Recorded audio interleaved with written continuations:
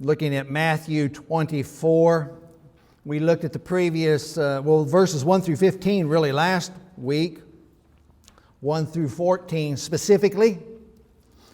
Today we'll look a little closer at verse 15.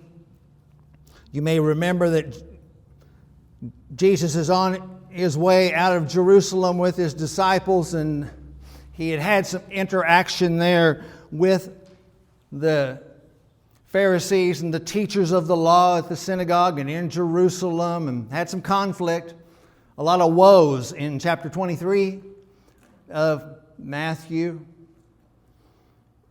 They come out of Jerusalem, they go over to the Mount of Olives, they turn around and they look at Jerusalem, the Mount of Olives where they were standing a little bit higher than where the temple was. They're kind of looking down towards the temple in the distance there, and the disciples they're just joyful. Look at the magnificence of that architectural structure. It's a symbol of how God is so pleased with us, His people. Yes, we've had difficulties, we've had failings. We are now under Roman occupation, but look at it. Isn't it wonderful, Jesus? And Jesus surprises them by saying that there will be not even one stone that will not be thrown down. He says in verse 2 of chapter 24, you see all of these, do you not? Truly I say to you, there will not be left here one stone upon another that will not be thrown down. Well, that sparks questions, of course, and the disciples want to know some questions. A lot of us would want to ask, but they, of course, would want to know, when will this be? When is this going to be that the temple is going to be destroyed? How would that be possible? It's so magnificent, so large. The stones are so huge. Who could do such a thing? When is that going to happen? And what will be the sign that this is going to happen? And what will be the sign of your coming, by the way? They've already tapped into that Jesus is going to leave for some time. And what will be the sign of you coming? What will be the sign of this temple being destroyed? Because the temple is supposed to be a symbol of God's blessing on the people, how the people interact with God. What about these things? When are these things going to take place? And that's what Jesus is dealing with here in Matthew 24, particularly in these first verses. Today I'll start at verse 15, Matthew chapter 24. So, when you see the abomination of desolation spoken of by the prophet Danville standing in the holy place, let the reader understand. Then let those who are in Judea flee to the mountains. Let the one who is on the housetop not go down to take what is in his house. And let the one who is in the field not turn back to take his cloak. And alas, for women who are pregnant and for those who are nursing infants in those days, pray that your flight may not be in winter or on a Sabbath. For then there will be great tribulation, such as has not been from the beginning of the world until now, no, and never will be. And if those days had not been cut short, no human being would be saved. But for the sake of the elect, those days will be cut short. Then if anyone says to you, look, here is the Christ, or there he is, do not believe it. For false Christs and false prophets will arise and perform great signs and wonders so as to lead astray, if possible, even the elect. See, I have told you beforehand, so if they say to you, look, he is in the wilderness, do not go out. If they say, look, he's in the inner rooms, do not believe it. For as the lightning comes from the east and shines as far as the west, so will be the coming of the Son of Man. Wherever the corpse is, there the vultures will gather. Verse 29. Immediately after the tribulation of those days, the sun will be darkened, and the moon will not give its light, and the stars will fall from heaven, and the powers of the heavens will be shaken. Then will appear in heaven the sign of the Son of Man, and then all the tribes of the earth will mourn, and they will see the Son of Man coming on the clouds of heaven with power and great glory, and He will send out His angels with a loud trumpet call, and they will gather His elect from the four winds and from one end of heaven to the other. That's a lot of drama. That's a lot of action right there in the inspired Word of God.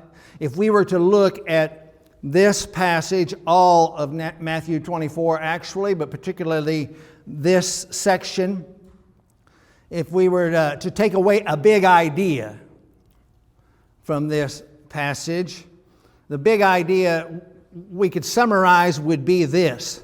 There are two signs being spoken of here. Two signs. There's the sign of the abomination of desolation, and then there's the sign of the coming of Christ. Two signs Jesus is talking about here. As a practical matter, in the course of time, there's not that much time difference between them. But there are two signs. There's the one, the abomination of desolation in the temple, and the other one, well, it is a catastrophic event that is happening. In fact, there's all kinds of spectacular cosmic phenomenon going on. No one will miss the coming of Jesus Christ. Immediately after the tribulation of those days, the sun will be darkened. That ought to give somebody a heads up. And the moon will not give its light, and the stars will fall from heaven. Wow, how could that be? Well, the one who established the stars in heaven can make them fall from heaven. That's not hard to grasp. And the powers of the heavens will be shaken. Then will appear in the heaven the sign. There you go. The sign of the Son of Man, and all of the tribes of earth will mourn. Not one person on this earth will miss it. How is He going to do that? Other than the cosmic signs? Well, I don't know. But Jesus says all of this phenomena is going to happen. And when that happens, whether it's in an instant or whether it's in the matter of a few hours, no one is going to miss it. So that's the sign of His coming. You won't have to look too hard. It'll be very clear to you. Big idea, two signs. And then Jesus talks about this abomination of desolation being set up in the temple. So when you see the abomination of desolation spoken of by Daniel, the prophet Daniel, standing in the holy place, well, where is the holy place? Well, the holy place, the temple, is the holy place, the Holy of Holies. The temple had the holy place and the Holy of Holies. But when you see the abomination in the holy place, He's not talking about the nation, the holy place, the nation. He's not talking about the city. It's very specific. When He's standing in the holy place, when He's in that sacred place, well, you'll know that things are unfolding. They're going to start unfolding real fast. That's not the sign of the coming of Jesus, but that sign's going to be coming real quickly. When you see that sign, something very special is going to happen. Something very special is going to happen. Now, something very straightforward. Mentioned it last week, connecting to this week. There's an assumption in this verse. And you already know what the assumption is. There's got to be a temple. He's talking to Jews, and He's talking about Jerusalem, and there needs to be a temple in Jerusalem. Uh-oh. That's going to be an interesting thing. How will that take place? Hard for anyone to imagine how that will take place in the times that we live in. But Jesus is saying that it will take place.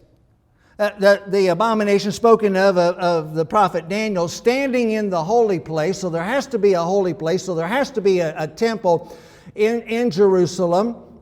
And well, we don't have to reach too far in our thinking. You may have heard of some construction projects recently.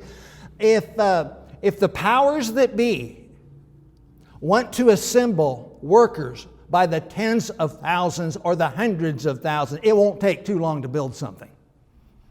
Even today, when the powers that be want to get away, all the bureaucracy is out of the way, and especially if there's one ruler in the world, all the bureaucracy is out of the way.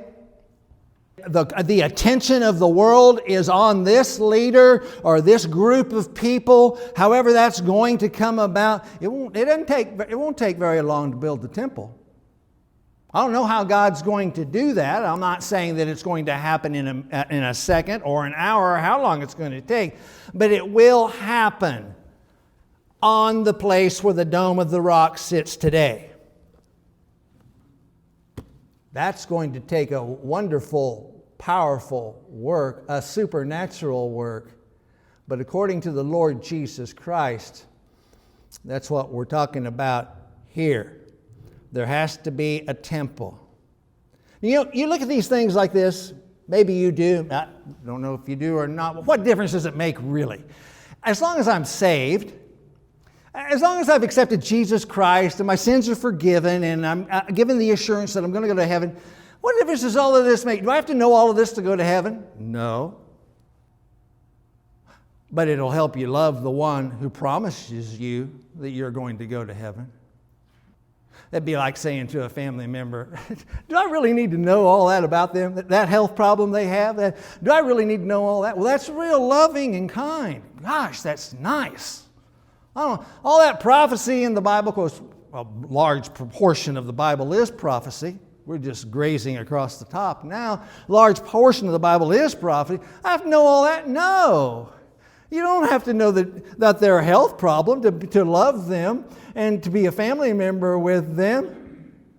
But if you knew something about the challenges that they're going through, you might have some greater sympathy and you might have a greater passion for them and you might have greater devotion to them. And you might have a greater appreciation for what they do day to day just to exist in this world with the suffering that they go through. You know them better. Prophecy helps us know Jesus Christ better. So what difference does it make? It helps us become better worshipers, better disciples, better equipped to deal with the world that we live in today. So Jesus is describing really a terrifying future event. Now there have been many try to just discount this whole thing, and they don't even go into the book, churches don't even go into the book of Revelation. Don't even try to attempt to deal with prophecy. It's not easy. We all know that and can appreciate it. They don't even try to attempt it. But that's a big mistake. Jesus is describing a future event that is going to be terrifying for anyone that is not a disciple of His. If a person dies before all of this happens and they're not a disciple of Him, well, they've already entered into their terror, a portion of it. Those who are alive, He's addressing these who are alive and on the earth at this time, Jews and the Gentiles that are alive on the earth at this time. You keep rejecting Jesus. It's a terrifying way to go. And there will be plenty that do reject Jesus.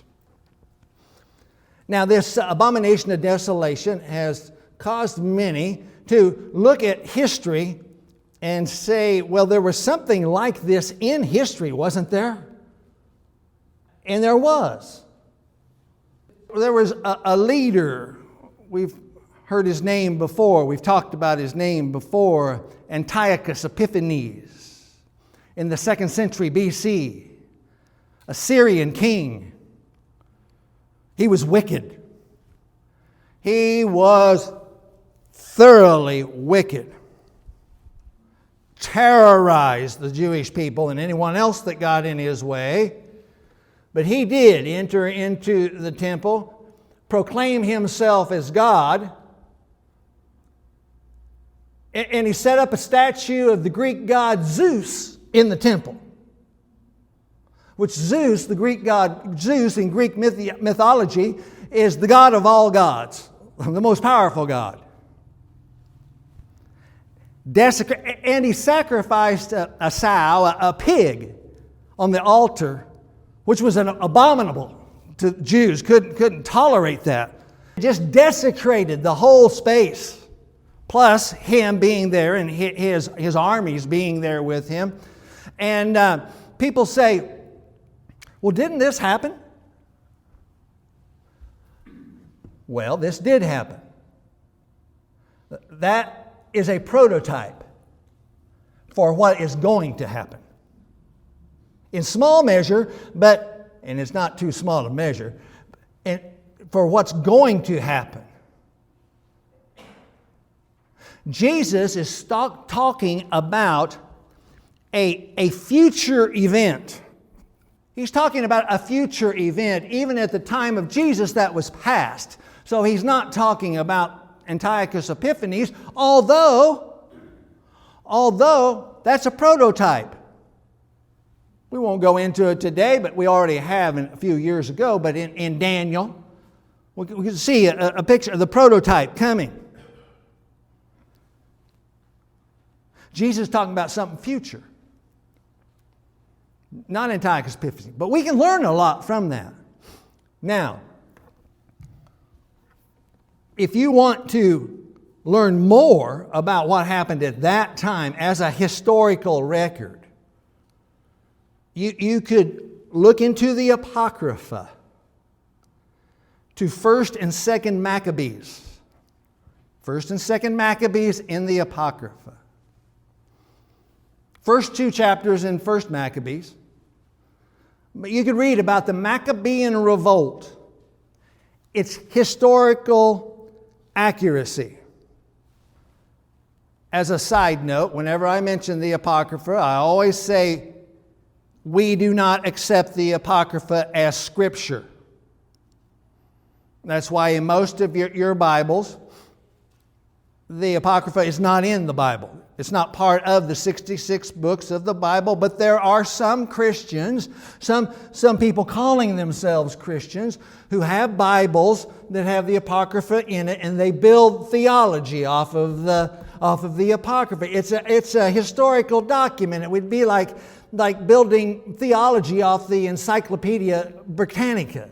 No, we don't build theology. We build theology off the Hebrew Scriptures and the New Testament, the Bible, the 66 books of the Bible. But if you wanted to know something about the atrocities of Antiochus Epiphanes and the Maccabean revolt, the war that took place in the 2nd century BC that was fresh in the mind of Jesus' disciples, you could go there and you could see how the temple was desecrated. Antiochus Epiphanes sets up that statue of Zeus, and it just offends and terribly infuriates the Jewish people. Jesus is making a prediction, a prophecy, that there will be a future ruler that will do something similar. Okay? Making a prediction about something future. Now, that leads us to number 1 in your listening guide. Some, when they look at these passages, look at these scriptures, they come to the conclusion that the abomination of desolation was the Roman army of the 1st century. I mentioned Titus last week. the destruction of Jerusalem in AD 70 and the warfare that took place in the years prior to that. Some of them look at that and they say, well, what is Jesus talking about? Well, he's talking about what it looks like is the Roman army, because we know from history the Romans came in, destroyed the temple, they desecrated the whole city, actually, not only the temple. That's where we're going to land, and that's a troublesome position. People thinking that is first century fulfillment. Very difficult, and it does us well to think about that just a few moments, because I have just told you that Jesus is describing something that's future. But if there's a significant portion of Christianity and in the history of the church, that when you look these things up on your own in your own study, there are going to be comments about the Roman army. We want to be prepared and think to ourselves, does that make sense? Well, Jesus seems to be talking future. And when he says standing, the word standing, when you see the abomination of the desolation spoken of by the prophet Daniel standing, okay? That means something. Holy place. I've already mentioned a holy place. Then let those who are in Judea flee to the mountains. Well, that's in verse 16. And so that's led many to think critically about, could it be the Romans that Jesus is talking about here? And the point of that is, whether it's Roman or not, is that it was fulfilled in the first century, and we don't have to think about even some kind of a future tribulation time, because it's all been fulfilled here in the first century. Well, technically, it would be impossible for the Roman army to stand in the holy place. I suppose someone could say, well, as a representative, the general of the armies. Well, okay, kind of adding in here, painting in the picture, a representative. Well, you think about, well, how many representatives? This is a small place, the holy places. Not room for the Roman armies. It doesn't sound like that. And when you read about the Maccabean revolt, and when you read about Antiochus Epiphanes, but then you have that in the background, and then you think about the Romans having come in at that time, after the crucifixion and resurrection of Jesus. The Romans come in, and they're at war in Jerusalem. You can imagine it. Think about warfare in the world that we live in today. They're advancing. They're coming in on Jerusalem. Here they are. I know we have some people that have military experience in the room. Can you imagine that they're just coming in on one side to Jerusalem? Probably they're surrounding Jerusalem. They got it covered on all sides, the Romans. They're not amateurs at this. They probably got it covered on all sides. Jesus says that when you see this abomination in the holy place, not near the holy place, not surrounding the holy place, in the holy place. So that doesn't seem, again, it doesn't seem like that would fit the picture of the Roman armies. And then when we look to the parallel passage in Mark chapter 13, verse 14, won't turn there right now, but the word he is used. Well, that's an odd word to use if you're speaking of an army. He standing in the holy place. But now as we think about that Roman army and their sophistication in warfare at the time, coming in, leveling everything that's in their sight, orders the command to level Jerusalem, surrounding Jerusalem. When are the people to flee? according to verse 15. When you see the abomination of desolation standing in the holy place, then, verse 16, then let those who are in Judea, a very Jewish reference, flee. So we're just adding pieces. We're just adding pieces to the puzzle here. Well, it says when we see the abomination of desolation standing in that holy place, then we're supposed to flee. It doesn't say flee when we're being surrounded. But if we're surrounded, how do we flee?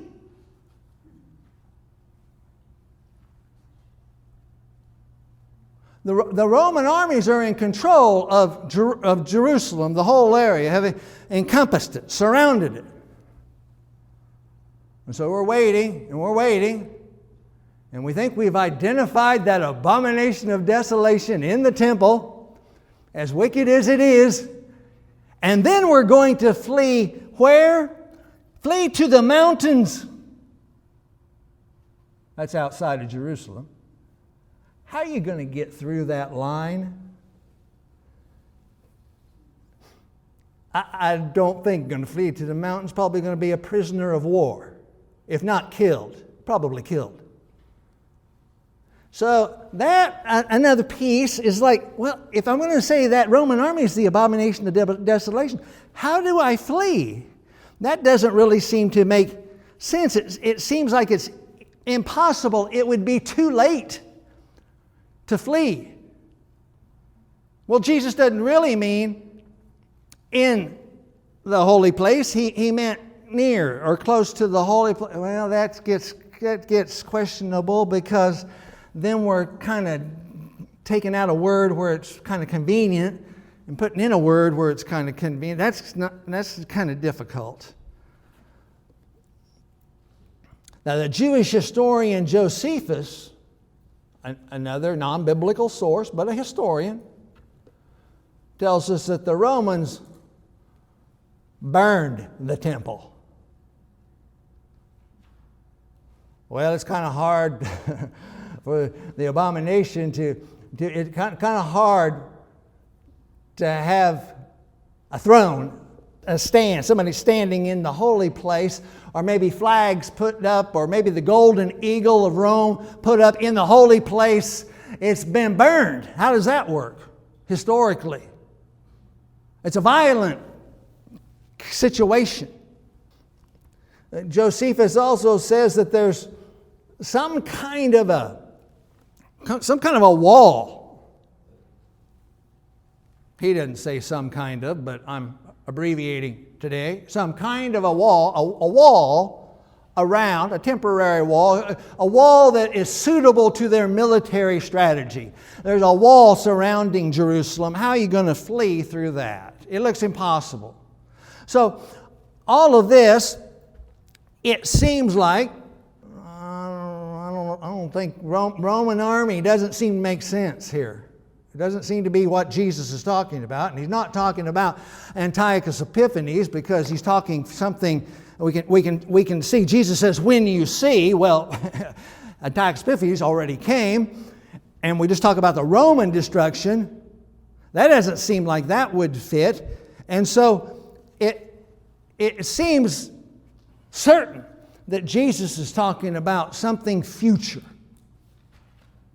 I hope that helps you, because if we were to look into Romans or Revelation chapter 6 through Revelation chapter 19 and all that terror and all that destruction, and how do we make sense of that? There's a lot of cosmic events and a lot of things happening in Revelation. I don't know if it happened in the first century. Did that happen in history?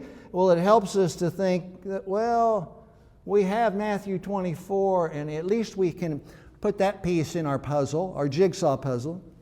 Seems like Jesus is talking something that happened in the future, the way distant future, not the future like 30 years after his living, way distant. And that'll help us. If you can come to that conclusion, it has helped me. Now, Jesus says in verse 21, for then, and in your listening guide, I put some red diagonal lines. I hope that's not diagonal lines, they're just lines. Anyway, hope it helps you to see some connection. So when is the when? Well, they go down to verse 21. So then is the when. Then there will be great tribulation. Okay, what about this great tribulation? It might be helpful to know and to look and see in verse 29, immediately after the tribulation of those days, so there's a flow. But in verse 21, he says, for then, after this abomination, desolation gets in the holy place, and all this fleeing goes on. And by the way, what he's saying is just hope it doesn't come at an inconvenient time. Being on a housetop doesn't make any sense to us, but in that culture, when you're relaxing area, when your family room was on the rooftop, the cool place at night, go up on the rooftop. Pray you're not on the rooftop because it's going to take too long for you to get down, and that's how fast. Pray you're not on a rooftop. If you're in a field working and you've put your cloak down at the end of the line, like some of the workers do out here in the Central Valley, they'll put their shirt or their coat down at the end of the row, and they continue. Don't go back and get the cloak. There's not going to be any time for you to run back and get that. When you see this happening, well, women who are pregnant and nursing infants, it's just going to be really difficult for them in that particular time. And then the Sabbath, you're very concerned about Jewish law and the Sabbath regulations. The Sabbath, there were regulations on how far you could travel on the Sabbath, but Jesus wants you to go to the mountains. And so just pray that it's not at a time that it's going to make your life's going to be complicated. Pray. Then there will be great tribulation. Here we go. And I underlined it in your listening guides, such as has not been from the beginning of the world until now, no, and never will be.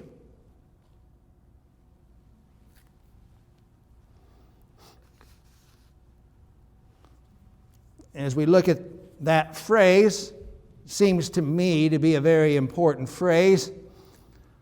Not been from the beginning of the world until now, no, and never will be. It seems very emphatic. In fact, he's speaking very emphatically here. Never will be. Now, when we think about some of the atrocities in the world, well, there's just been barbarism in the history of the world. Our brothers from China can give us some testimony to that, I am sure, of the historical barbarism in China, the widespread millions of people that have been killed. But Jesus says, never will be. Some of us will recall in history those nuclear bombs that were dropped, pretty wicked. But Jesus says, never will be. We think about ethnic cleansing, massacres of people. What do they say? The former century, the 20th century, the bloodiest century there has ever been? Jesus says, never will be. So we'll take him at his word. And that'll help us. That'll help us when we try to reconcile Revelation, but then also try to reconcile that Roman army thing I just mentioned to you. That destruction in Jerusalem was horrific in 70 AD in the first century. But could it possibly Well, if you're a victim of it, it could be nearly as bad as the killing fields.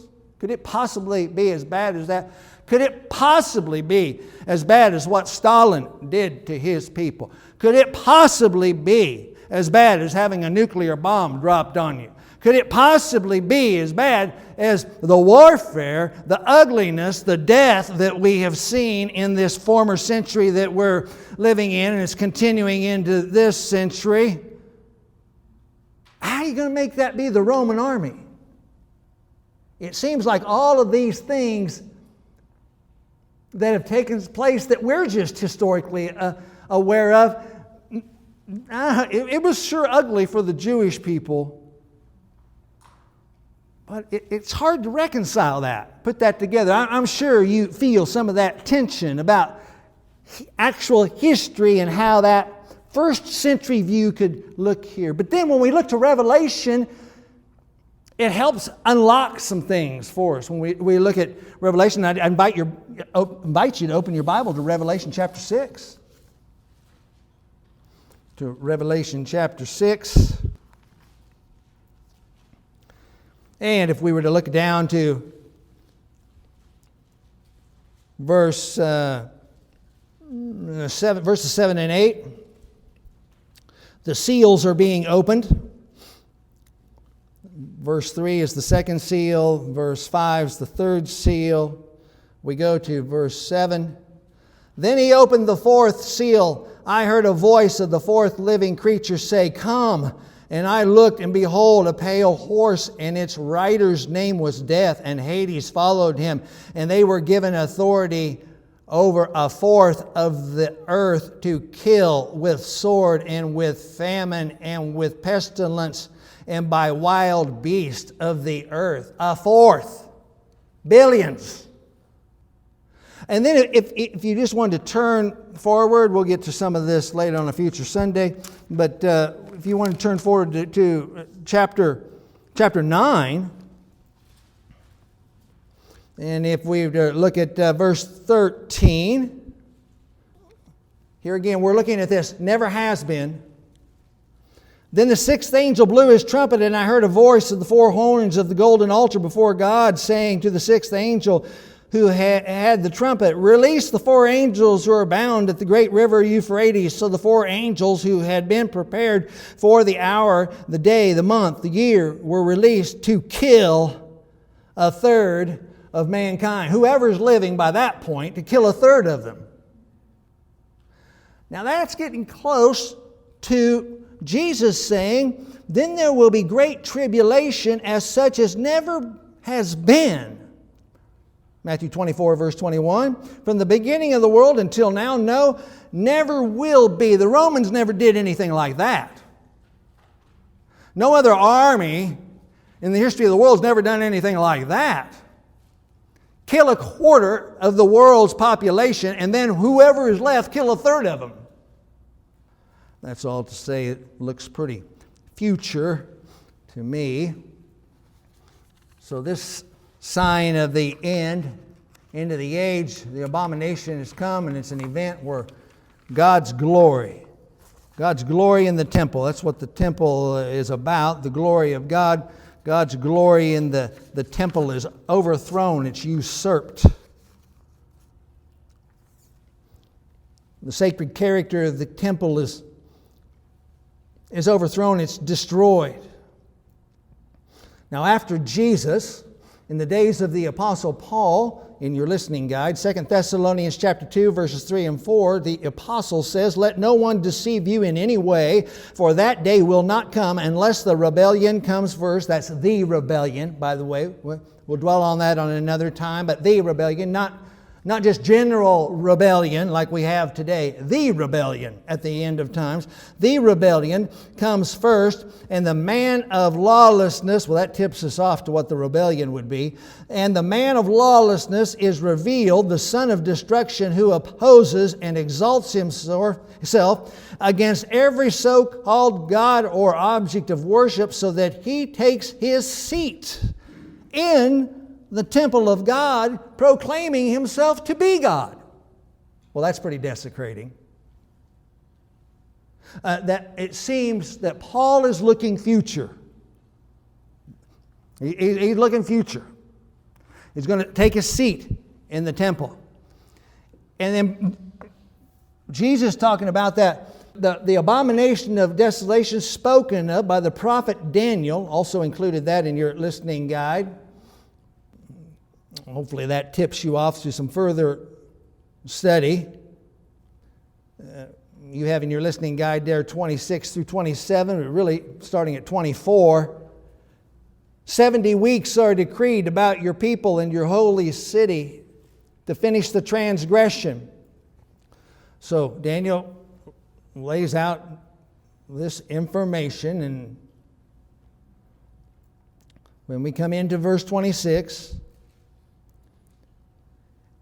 he mentioned 70 weeks in verse 24, but now he says, and after the 62 weeks, an anointed one, which I would wish that the NIV had actually put Messiah in.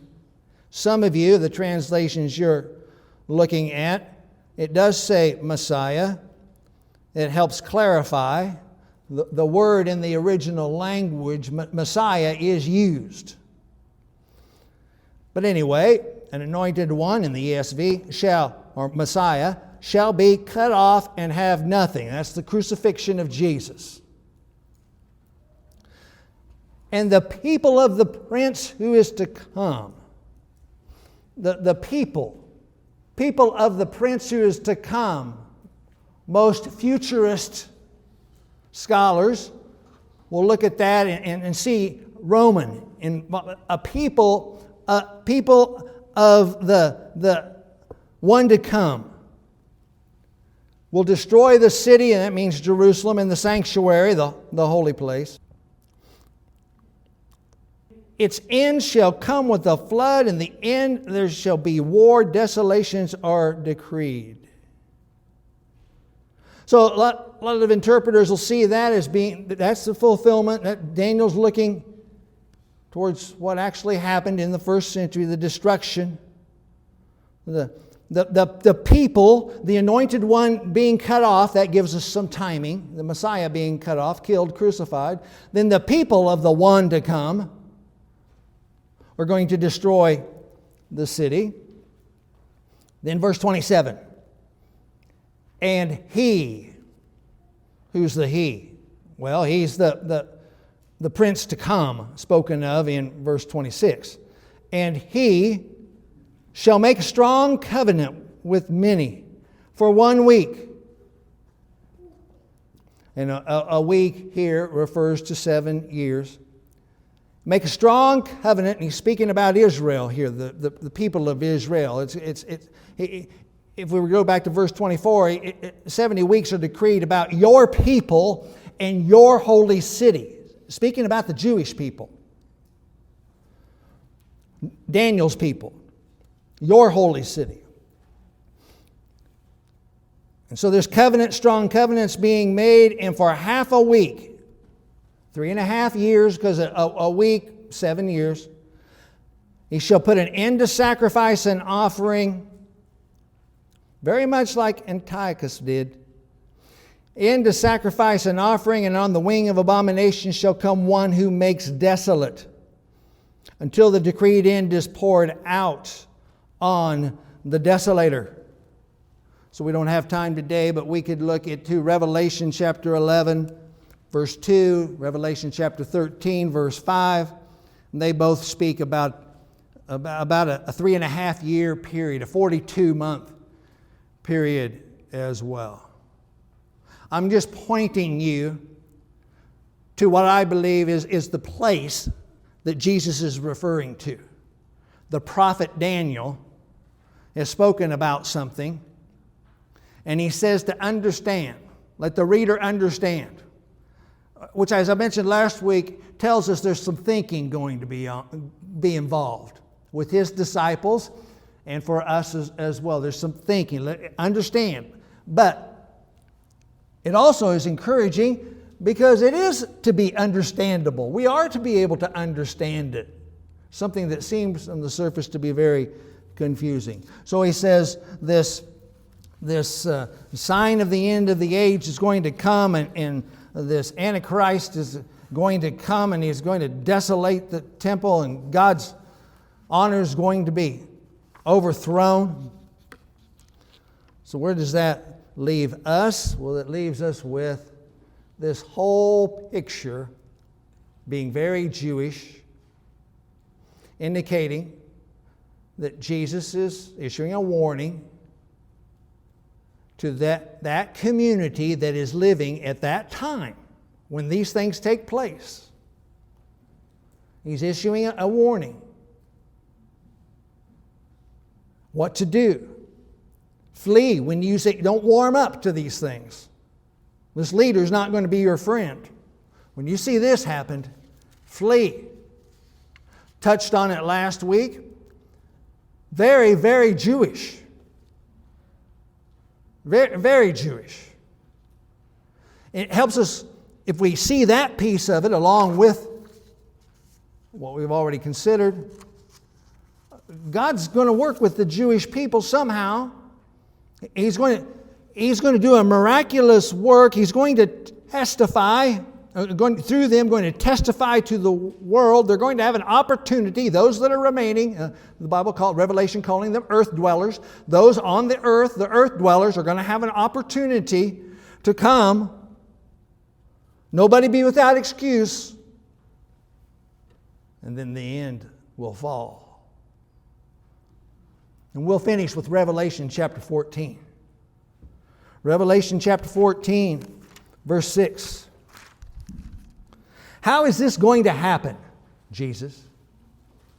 Now, just so that you're aware, Jesus says that the gospel will be preached in all of the earth. And I know I've asked you to turn to Revelation, so I'll just read it for you from Matthew chapter 24, verse 14.